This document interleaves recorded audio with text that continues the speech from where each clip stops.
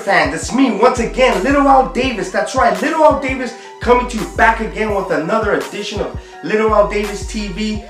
This is going to be the free agency edition, the off-season 2014. There's been a lot of stuff going on in the last few days, and a lot of people are overreacting to some of the moves that the Raiders are making. The media's bashing us. Some even in the Raider Nation are going apeshit, talking all kinds of mess on some of the stuff that's been going on. So you know what? I'm going to give you guys my opinions and my thoughts on what I've seen thus far and some of the moves that Reggie McKenzie's been making. So with that, sit back, relax, and enjoy this video. All right, Raider fans, the first thing I want to talk about, obviously, is this. We're 5 days into the free agency period of the 2014 offseason. Today's March 15th, Saturday. And like I said, there's been a lot of transactions going on in these last 5 days. But the one thing I want to get off my chest is the whole Roger Saffold, debacle. Yeah, I get it. Whatever, it is what it is. He's not a Raider no more, so we just got to get over it. I saw a lot of people overreacting on Wednesday night, going ape shit, freaking out. I'm usually on Twitter. My timeline was blowing up. It was just talking all kinds of shit about how, Reggie McKenzie's putting a black eye and embarrassing the franchise by this whole debacle. But it's funny because those same people were saying, well, why are we signing an unknown, left tackle that no one's even heard about to a $42 million deal, but yet he fails a physical and we don't sign him, and people are still talking shit. I don't get it, man. Reggie McKenzie, let him do his thing. Yeah, he probably fucked up by doing that and making us all look bad. It is what it is. We have to let the process play itself out, and we gotta move on. Like I said, no one even knew who Roger Saffold was before this whole debacle. Like I said, we didn't sign him to $42 million, and like I said, those same people that were talking shit that because we were gonna sign him, now they're mad because we didn't sign him. I don't get it. Reggie McKenzie, he's damned if he does, and he's damned if he don't. And then to top it off, the media wants to put their 2 cents in and start talking shit and bashing us and saying how bad and how terrible this franchise is. We're only getting worse. But you know what? It is what it is. They're gonna feed that rhetoric and talk all the shit they want. We haven't been relevant for the last 11 seasons. We have we're coming off 2 back-to-back 4-12, seasons. So they're gonna do it. It's just comical because we either don't make enough moves or we make moves, but they're stupid ass moves in the eyes of the media. So whatever, it is what it is. Like I said, I'm over the whole Roger Saffold debacle. I'm moving on. It was a blessing in disguise, Raider Nation. Check this out. The next day on Thursday, what happens? We're able to sign Justin Tuck, defensive end Justin Tuck, to a 2-year, $11 million deal. And then we also bring in Lamar Woodley to another 2-year deal worth $12 million. On top of that, on Friday, we bring in another defensive lineman, Antonio Smith, for 2 more years at $9 million. And I get it. A lot of us in the Raider Nation were upset because we let Lamar Houston walk. We didn't franchise tag him, yada, yada, yada. It's a business. At the end of the day, this is a business, and he went for the money. And I get it. We didn't want to overspend, but trip out on this. You do the math, that's $12 million, $11 million, and $9 million. I'm not a rocket science. I don't got a pocket protector here. It's $32 million, guys. The fucking Bears paid $35 million for 1 player. We got 3 players, Raider fans, 3 players for $32 million.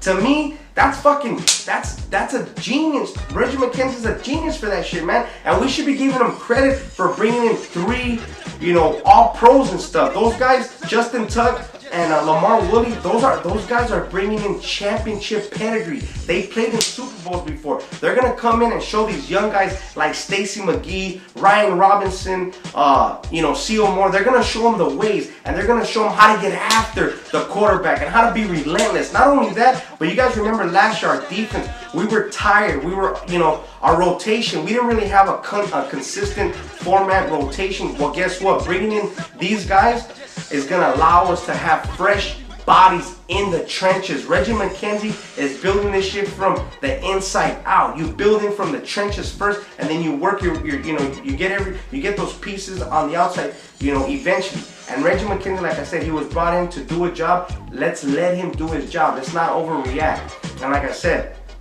the media's gonna bash us and hate and say all this shit about how all these moves are bad. It's funny that if the Patriots or the Steelers, fail a physical on a player that they're going to potentially sign, oh, that's smart by that organization. Those organizations, they do their due diligence to make sure they get the right player. Man, fuck that.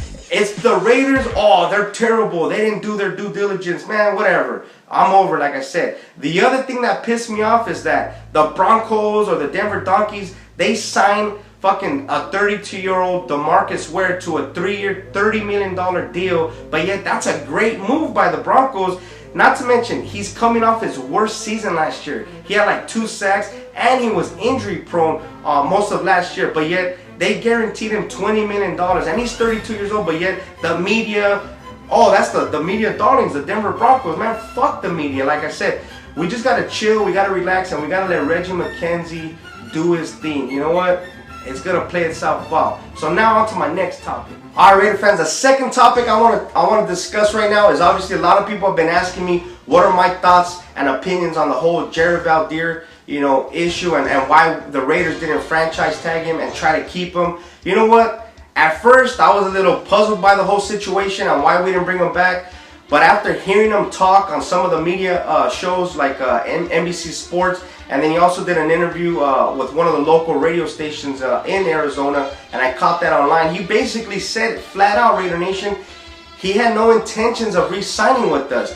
His mind was already made up. He was leaving the Raiders and he was going to go to another team, and his first choice was, and I think his only choice, if I'm not mistaken, was the Arizona Cardinals. So a lot of us were pissed off. Yeah, I'm a little upset, but you know what? As I already mentioned, this is a business, and the players are going to go for where the money's at. And that's the bottom line. So Reggie McKenzie, he did the smart thing by letting him walk. And yeah, we still don't have our left tackle. Perhaps Melanick Watson, the second-year guy, can come in and fill that void. We don't know, but it is what it is. He did bring in the guy from the Jets for the right side tackle, which is Austin Howard. And a lot of people are probably thinking, well, why did they bring this guy? He's young. First, we're talking shit because we're bringing in old guys. But now we're bringing a young 26-year-old. He's like 6'6", 6'7". He's a beast. He's a mammoth of a man. He's huge, man. If you guys remember, we played the Jets last year. Look at the game tape, fellas. Look at the game tape. He played a hell of a game against us in that game against the Raiders this past December. So check that out. So before you guys start talking shit that Austin Howard was a bad move, check that out. Reggie McKenzie picked up a solid right tackle. Yeah, we still got some holes to fill on the line, and we also have holes, to fill elsewhere. We just re-signed Usama Young, I believe this Saturday, and then we brought in yesterday Terrell Brown from the San Francisco 49ers to play corner. So slowly we're putting those pieces together, and we're slowly laying that foundation, Raider fans, for future success. Like I said, Reggie McKenzie was brought in 2 years ago. He gutted this place. He fucking cleaned house.